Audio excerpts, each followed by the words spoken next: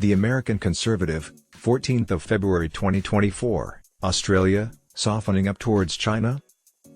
Has Australia's left-wing government softened its stance on China?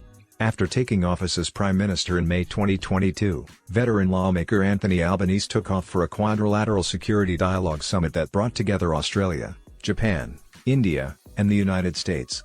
According to its supporters, the organization is preserving safe supply lines and freedom of navigation in the Indo-Pacific. Critics refer to this as a flimsy front meant to constrain China. At least when it came to foreign policy, many at the time were ready to draw comparisons between his administration and that of Scott Morrison, his center-right predecessor. However, Albanese was meeting with Xi Jinping, the General Secretary of the Chinese Communist Party, in Sydney by November 2023. The Prime Minister of Australia invited the Chinese leader to Canberra, Australia's capital, who described the conversation as positive.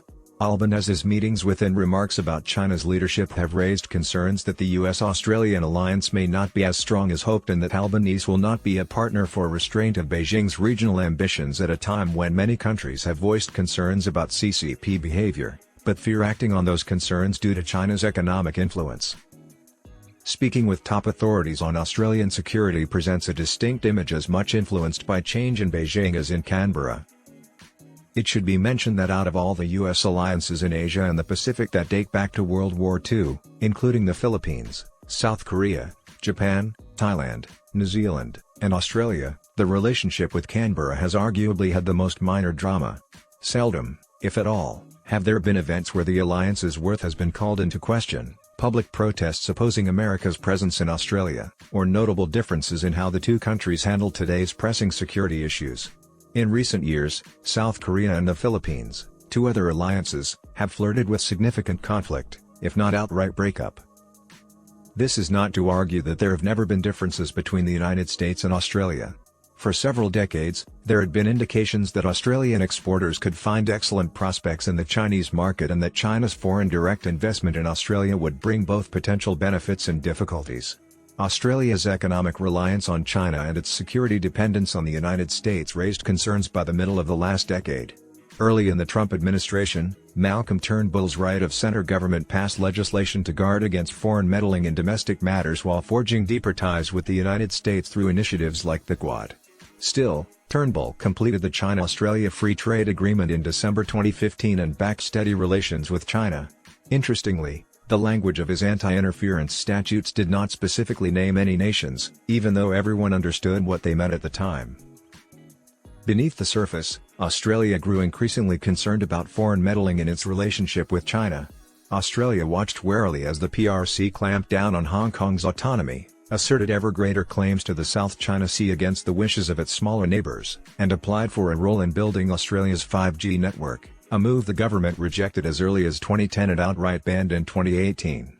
However, given that China is Australia's primary trading partner for commodities such as iron ore, liquefied natural gas, coal, gold, and agricultural products, as well as the fact that the Free Trade Agreement gives Australia valuable access to the PRC domestic market, the scope and size of the disputes were constrained. 2020 seemed to be the year that the conflict between these conflicting dependencies was resolved. In 2020, Scott Morrison's administration called for an international investigation into the causes of the COVID-19 epidemic, having deposed Malcolm Turnbull as head of the Liberal Party in 2018. Morrison also reneged on his predecessor's promise to purchase French-designed submarines in 2021, breaking with the Turnbull administration to establish the AUKUS Accord with Britain and the US. This would have been the most significant defense procurement in the nation's history. Rather than seek assistance from the United States and Britain to acquire nuclear-powered warships, Morrison made a choice denounced by both China and Turnbull. Beijing's decisions are ultimately to blame for the decline in Australia-China relations, regardless of the actions taken by Morrison. Morrison's request for a COVID inquiry might have been met with various responses from the PRC, such as ignoring it. Still, instead, it sanctioned Australia, imposing several limitations on Australian commodities, ranging from wine to lobster to timber. The People's Republic of China, PRC, has gained a reputation for using its economic might. In 2016-17, it sanctioned South Korea for accepting the installation of a missile defense system manufactured in the United States on its territory. 2010, it withheld rare earth mineral exports from Japan due to a territorial dispute.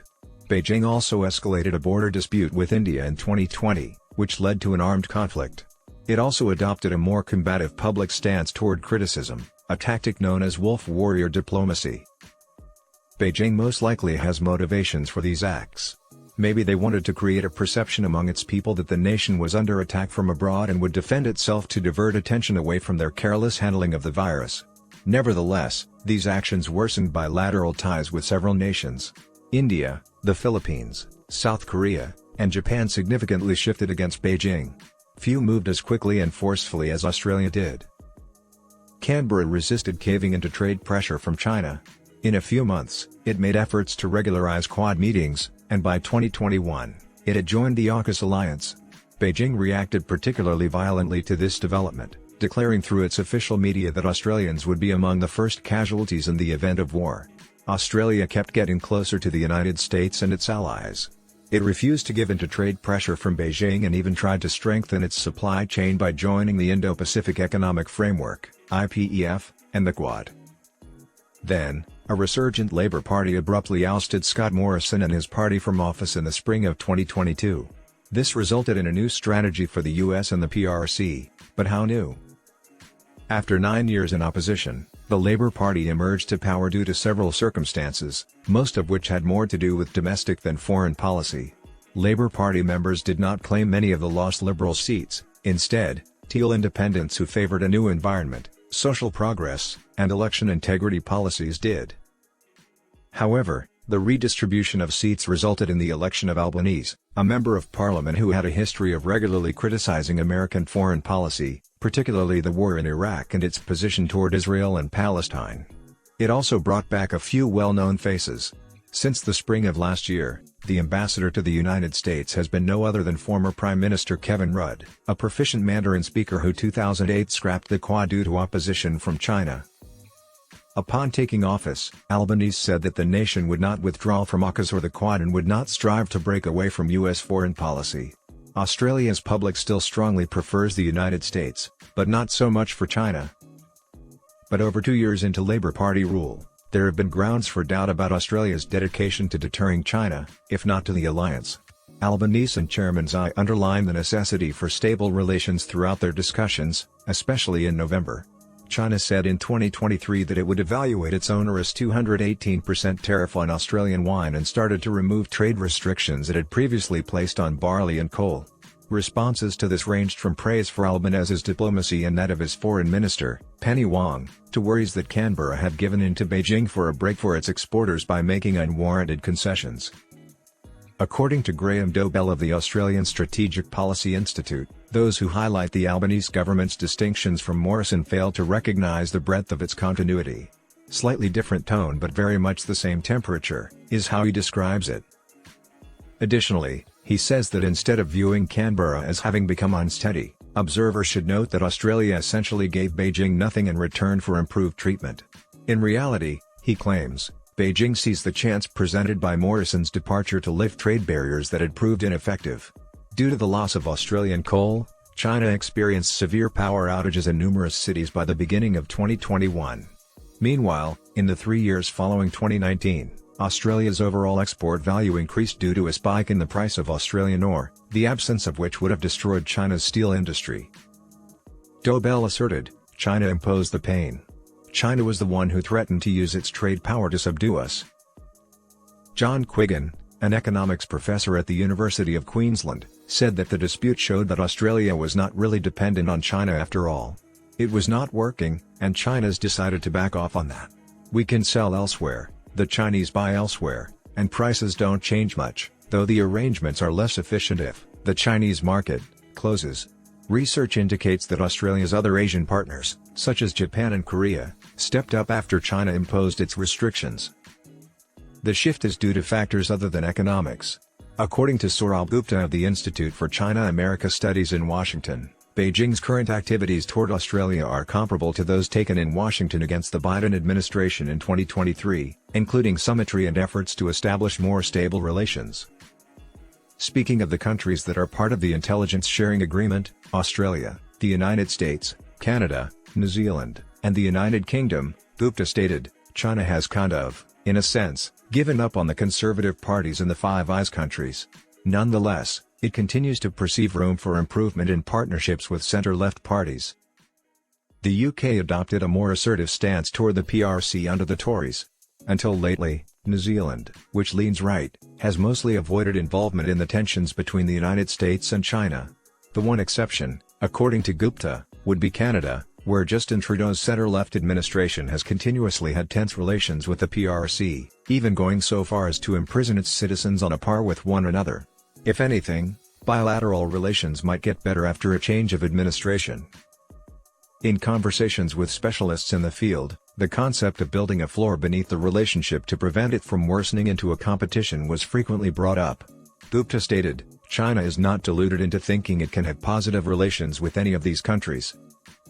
According to Quiggins' written submission, a significant portion of the initial disagreement stemmed from the Morrison government's request for a COVID inquiry, which it should have recognized would be unlikely to succeed and would probably sour relations with China. More so than Albanese himself, the change of personnel prompted by his rise most likely forged stronger links, and this would have happened even if Morrison had been replaced by Josh Frydenberg, the deputy leader of his party. According to James Curran, an Australian Financial Review International editor and University of Sydney history professor, the Albanese government's objective has been stabilisation. This has resulted in regular dialogues, the lifting of trade restrictions, and releasing Chinese-born Australian TV reporter Cheng Lei in October 2023 after her detention in 2020 on unclear national security charges. Essentially, the Albanese government upholds the fundamental strategic assessment of its predecessor, which is that China's military expansion represents the most significant shift in the strategic conditions of the region since World War II. Consequently, Australia needs to be perceived as exerting maximum effort alongside the United States and other allies to resist China's military demonstration of strength, Curran stated. Regarding Australia's security strategy, experts largely concur that the Morrison administration did most of the hard work, especially on AUKUS. This arrangement is unlikely to be rescinded now that it is in place. There was disagreement among them on the level of alignment between the United States and Australia in future contingencies. Dobell remarked that there isn't anything the United States could ask for, up to or including Taiwan, that Australia wouldn't support. According to Gupta, the Australian national security establishment prioritised self-sufficiency and the US alliance after 9/11, however, since 2016, this has changed with a renewed focus on integrating with partners, particularly the US. He stated that Australia is closely linked with the United States and focuses on forward defence in the region. Quiggin, however, cites polling data suggesting that Australians still want to balance an economic connection with China with their security partnership with the United States. There's a consensus on that, Quiggin says. He stated, "I'd go a bit further and say most Australians would prefer that we not be involved in conflict with China due to our security alliance with the United States." Curran reiterates concerns about the willingness of the Australian people to fight overseas in missions headed by the United States, pointing out that Australia declined to send a warship to respond to Houthi attacks on commercial ships in the Red Sea and Yemen. That didn't raise too many eyebrows in Washington, but it certainly stirred up a strong reaction here, Curran said. Most of the reaction came from hawkish commentators who were used to Canberra just agreeing to any request from the United States. The administration is adamant that prioritizing issues in Asia is important. One possible complication that may make Australia's straddling act more difficult is Taiwan. As is well known, the CCP has its eyes set on the democratically governed island across the strait for symbolic and practical reasons. Symbolically, it would allow the CCP to gain a decisive advantage in the division that started with the Chinese Civil War. It would complete the process that began with the People's Liberation Power's official base in Djibouti and its apparent one in Cambodia. One of the largely unspoken consequences of AUKUS and its provision of nuclear-powered submarines, according to Benjamin Herskovich, a research fellow at the Australian National University, is that it would allow Australia to intervene in military conflicts farther from its shores, including in the Strait. He adds that under Morrison, the storyline on Taiwan has changed for Australian national security personnel from not even considering a Taiwan contingency to asserting that Australia would unavoidably be involved if the United States became involved in a cross-strait conflict. The emphasis has once more moved under Albanese, according to Herskovich, to doing much more now to make sure an invasion or blockade of Taiwan does not happen. To signal to Beijing that the costs are way too high. One way to do that would be to take advantage of China's persistent need on Australia for its resources, particularly the previously stated iron ore, without committing to defend Taiwan militarily. Australia is so dependent on the ore trade that Herskovich refers to such threats as economic mad, mutually assured destruction. However, China needs more for its industries. He added that Australia's expanded American force posture has already significantly altered the area's tricky power balance. That would help potentially buttress security, he said. The Albanese administration could potentially enhance communication with Taiwan, following the example the United States and Japan set. Ministers and junior ministers from Australia frequently traveled to Taiwan, but these visits have not occurred, at least not formally, since 2012. In addition, Australia gave in to pressure from the PRC under Turnbull and decided against pursuing a free trade agreement with Taiwan. Even though Taiwan is Australia's leading economic partners, succeeding governments have not taken up this cause. They're attempting to walk on two different tones, Herskovich stated. Achieve a fulfilling relationship with Taiwan without witnessing the political relationship plummet again. Keep and deepen connections with Taiwan without jeopardizing relationships with China. Although Herskovich pointed out that some officials will say with a wry smile a lot of things happen behind the scenes that are not telegraphed, there are things that may be happening that we are not privy to, and which the government may not want us to be privy to. This would seem to preclude tighter security and defense ties with Taiwan. In and of itself, stabilization might not be wrong. Near the end of Trump's first term, the U.S. government, which saw China more as a rival to be defeated than a partner to be developed, even struck a Phase 1 trade agreement with Beijing. However, analysts did not take long to conclude that China had broken the deal, particularly about acquiring more items created in the United States. Gupta points out that China has to have a controlling stake in the resources it acquires. Securing a steady supply of these resources is not enough. Beijing has not given up, even though Canberra has resisted this urge. For its part, Beijing is undoubtedly still pursuing its claim to Taiwan. Although Taiwan has never been governed by Communist China, calling this development reunification would be misleading. Nevertheless, this does not lessen the CCP's will to seize the island, which would have significant symbolic and geopolitical significance. While there has been a public thaw with Beijing, Australia continues to view Beijing cautiously and is actively working to undermine its influence. However, if the thaw continues and the CCP does not commit the willful mistakes linked to its wolf warrior period, this cautiousness may become complacency.